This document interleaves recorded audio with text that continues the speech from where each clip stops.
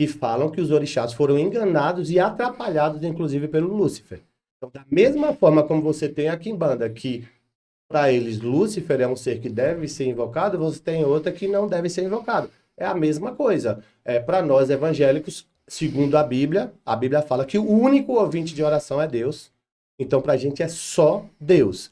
Eles já decidiram ter pessoas que vão mediar aquilo ali. Mas, dentro da fé, dentro da própria Bíblia católica, fala que é só Deus. Entendeu? Só que eles resolveram achar que outros também ouviam orações. Mas dentro da, você falou, citou a Quimbanda, nenhuma Quimbanda, algumas Quimbanda cultuam a demonologia. Outras não, mas não quer dizer que a minha Quimbanda, por não cultuar, não aceita. É diferente. É diferente da igreja evangélica que não cultua o santo e não aceita que a igreja católica cultue. E qual foi essa... Não é que a gente não aceita. Dentro da minha Bíblia, eu tenho Bíblias de várias coisas, lá está escrito São João, São Paulo. Porém, eu não oro a São Paulo. Eu aceito São Paulo como um servo de Deus, eu aceito São Pedro como um servo de Deus, porém, eu só não faço orações a eles. Mas eu acho interessante isso porque você vê muitos pastores aí que quebram imagens de santos, atacam santos, e é dentro da sua crença religiosa. Chuta Nossa Senhora da Aparecida em rede nacional. Mas me tira Da uma mesma dúvida. forma como eu já encontrei um ebó dentro do meu quintal. Mas você acha correto isso? não. Mas Não. me tira uma dúvida. Onde está essa que você falou que você leu e Lúcifer atrapalhou os orixás? Se para dentro do culto a orixá, Lúcifer não faz parte. Olha, Eu quero uma resposta. Não estou falando que você está errado, não, tá? sim, eu vi Não é de uma isso. própria pessoa de Quimbanda. Que as pessoas comprovem, mostrem, porque uma coisa é o achismo, outra coisa é ter prova. Aí você tem que entender o seguinte, ó, você tem a própria literatura de Quimbanda, aí você tem várias pessoas que escrevem livros. Sim. Né? Então, se eu não me engano, é alguma coisa mãe de Iemanjá. Eu posso até mandar para você Manda depois, onde ela fala que, inclusive, os orixás vieram da criação de Elohim, que para nós é Deus, e que se formou primeiro o Exu. E de Exu se expandiu e veio para o Jardim do Éden. E ali no Jardim do Éden, Lúcifer ficou, como ele já tinha caído, ele ficou levando para Deus como se os orixás fossem se unir aos humanos contra o próprio Deus. E aí foi onde criou essa separação. Eu posso até mandar para você, para depois você ver uma pessoa da própria Umbanda falando isso. Não, manda para mim. Aquilo que eu falei para você no começo é a realidade. Eu não vou falar de Quimbanda pelo que um pastor falar para mim. Eu vou falar de Quimbanda sobre o que eu vi dentro da própria Só que Quimbanda. manda pra mim, porque nem todas as pessoas que falam de Quimbanda sabem o que está falando. Mas essa mulher tá falando, ela é uma luta dentro Mas do ela culto. é levantada como alguém influente dentro, tá? Mas nem sempre o influente sabe o que tá dizendo, só basta ter mídia. Mas é da mesma forma como alguns Tem pastores chutaram imagens. É isso que eu tô querendo Não, falar. eu entendi. Assim como tem pastor que chutou uma imagem, tem pessoas da Quimbanda que fazem coisas também que não são legais. Tem, não, mas aí não é as pessoas, não é a religião em Isso, si, são as as pessoas. pessoas. pessoas. Bom, vamos para a próxima pergunta aqui. Itinho, existe céu e inferno na sua visão? Sim. Com base nos seus estudos, céu e inferno. Se eu for uma pessoa ruim aqui, vou pro inferno. Se eu for uma pessoa boa, vou pro céu. O que você tem de entendimento sobre isso? Sim, dentro da nossa fé, existe céu e existe inferno. Não existe uma compra do céu, né? Mas você compra o inferno com suas próprias atitudes. Então, existe o inferno que a Bíblia demanda como inferno, que também depois será lançado dentro de um lago de fogo.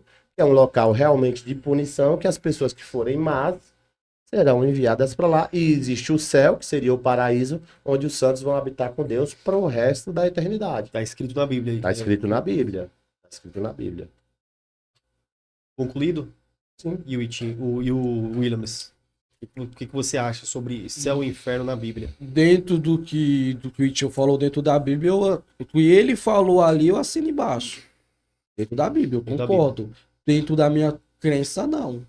Diz o Orum e o Aie, o céu e a terra e umbral. Os lugares para onde vão os desencarnados que, de uma certa forma, cometeram situações não coerentes na terra, que seria um inferno, né?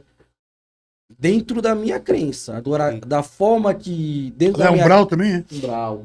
Só que dentro da minha crença eu posso trazer que existe uma coisa chamada tratamento do espírito, a reencarnação do espírito, onde ele cometeu algo e ali vai ser, de uma certa forma, com o passar do tempo, o arrependimento verdadeiro, quem sabe reencarnar novamente, voltar à Terra novamente para se redimir daquilo que fez.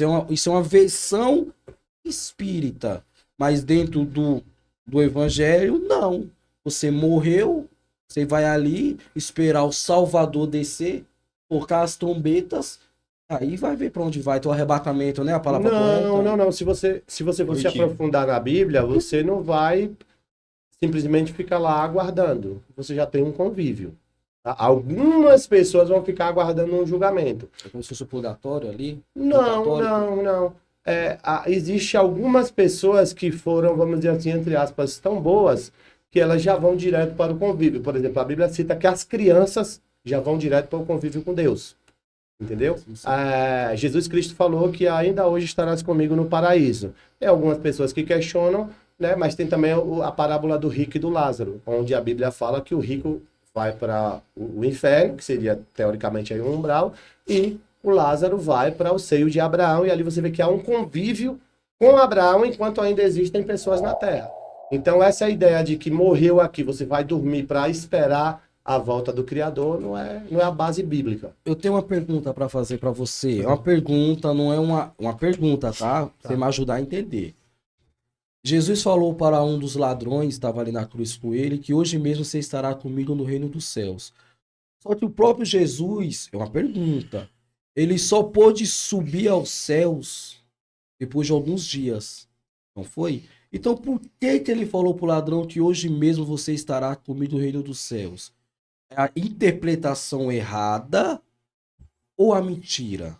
Uma interpretação errada. Por quê? Entender, né? Veja bem, eu acho que o que você está querendo falar é porque no domingo, quando as mulheres se aproximaram, Jesus falou, não se aproxima de mim ainda, porque eu ainda não ascendi ao meu Pai. Sim. Só que você tem que entender que quando Jesus morreu e falou assim, ainda hoje estarás comigo no paraíso, ele subiu Aos em céus. espírito. Quando as mulheres vieram até ele já tinha descido com o seu espírito e estava em carne. Então, ele desceu para a carne, ele já encarnado.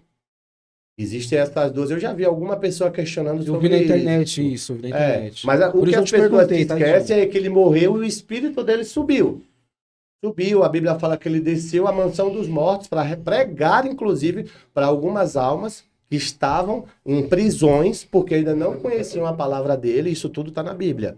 Né? A Bíblia fala que ele morreu e durante aqueles 3 dias ele subiu ao céu, depois desceu até onde os mortos estavam para pregar, para poder resgatar aquelas almas. Existe até uma oração, subir E aí, aos céus. quando ele voltou, que aí ele voltou para o corpo, aquele corpo precisava ir até o Pai. Bom, próxima pergunta. Quer fazer alguma pergunta aí? Eu gostaria ô, de Randall? falar. A gente pergunta para os dois. Isso. Isso. Tá tudo de bom. Pode fazer, ô, Randall. Vamos falar um pouco da onde do cristianismo. Pega um pouco pesado, tá? Fica à vontade. 327 depois de Cristo. E Vou 25. falar Cristo, né?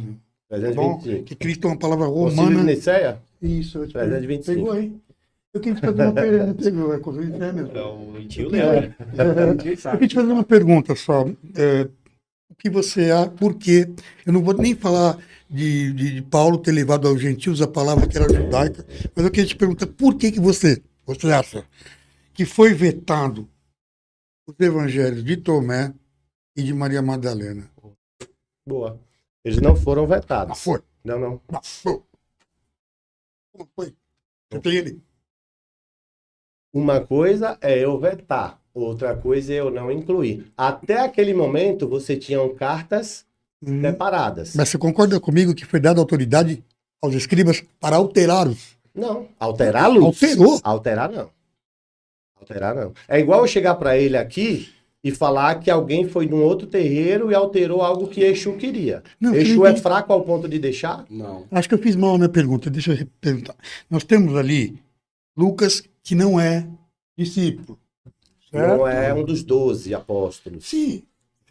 Então, dentro dos 12 apóstolos, Marcos, não é? não, mas Paulo então, não era. não. Paulo, mas Paulo não escreveu. Aliás, porque Judas era o Judas que era o que tinha mais cultura, inclusive ele e Mateus, no sentido de João Evangelista, no sentido de escrever. Judas, o que escreveu a epístola ou Judas Iscariote? Não, é epístola.